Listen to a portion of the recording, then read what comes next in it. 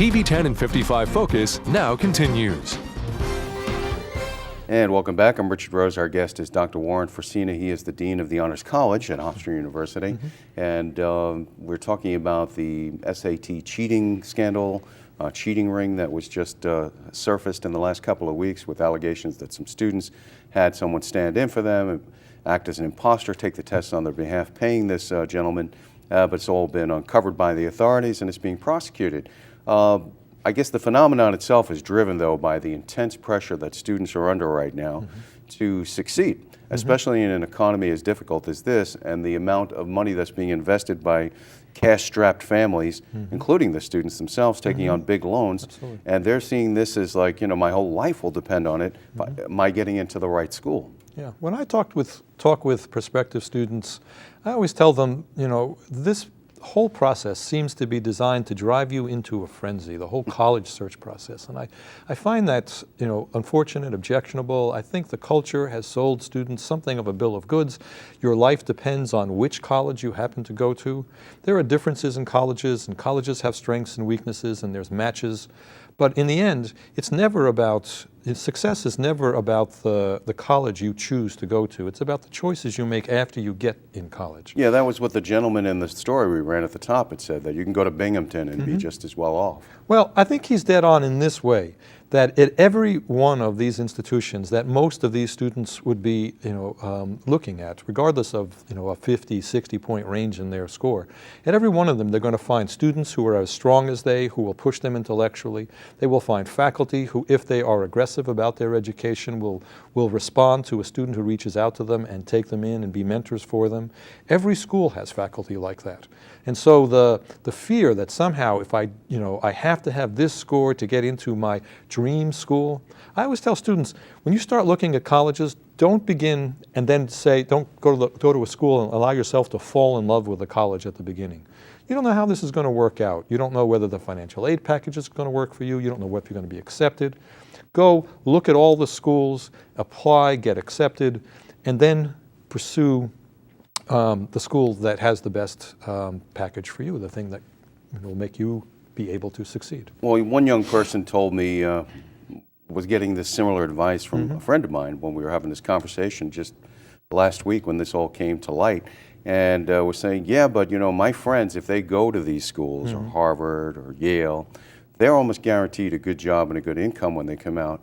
Whereas you can see right now, we're reporting in the news, people who are college graduates having to line up with hundreds of other people to try and get a fast food job because there are no jobs for them right now. So they feel like they have this pressure that they've got to go to the schools that'll give them that guaranteed payoff and that guaranteed career. Yeah. The confusion here is in thinking that that going to the school is what got them the jobs.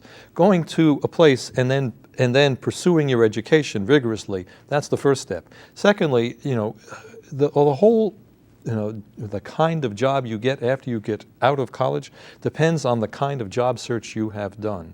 Have you pursued internships? Did your institution make them available? Have you gone and worked out a job hunting plan so that by the time you get through graduation, you are engaged in a vigorous conversation with several places? The students who typically have the hardest time getting work are the ones who wake up in May and think, okay, I'm graduating, now it's time to get a job.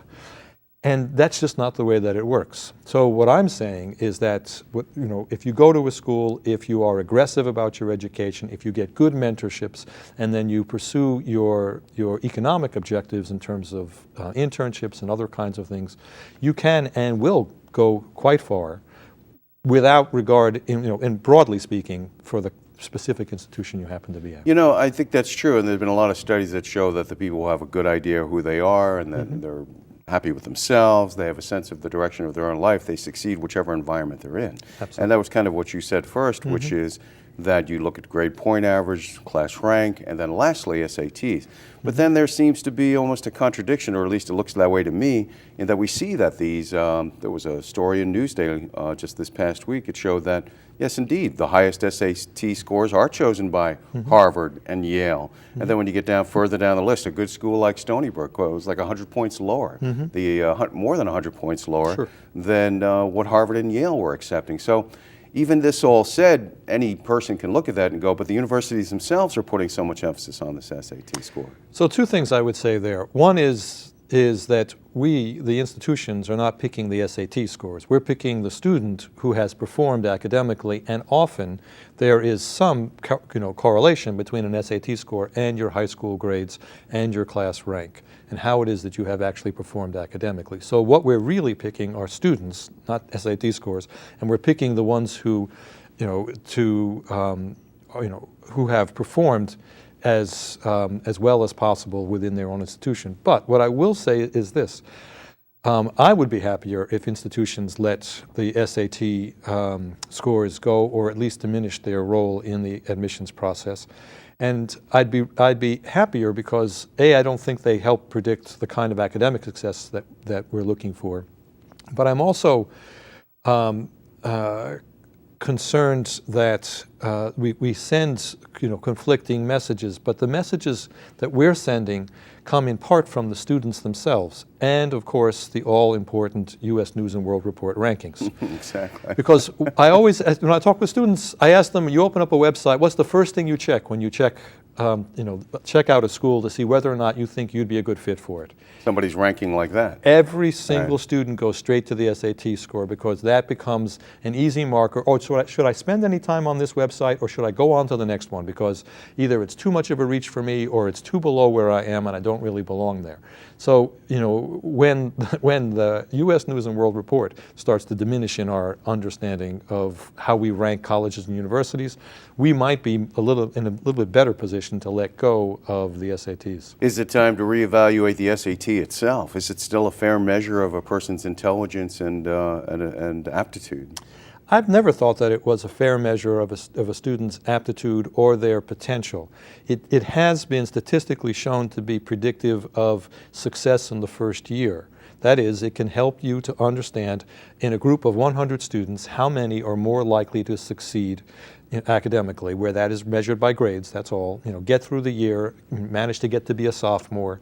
So it can be a tool, but it's all now out of proportion because it's an objective measure and it stands out there and it sits at the front of the website. Everything gets inverted in the public's mind.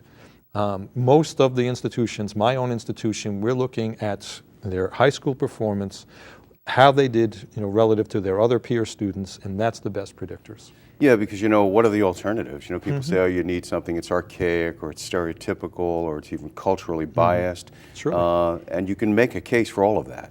But at some point you have to pick some objective criteria that you're going to use to mass test everyone for a general sense of what is the knowledge that a student should have. So is it hard to even come up with a test like this to begin with? Yes, I don't know that that's actually true, that you have to have this mass test tool in order to evaluate strong students. So what would you put in its place? Oh, what I put in its place are holistic approaches to applications that all the institutions that I've worked with do. Read the essays, read the transcripts, look at the high school courses. Did the students pursue the courses that are at the high end of what was available at their institution? That tells you right away about the student's attitude and what they're willing to engage in and how hard they're willing to work.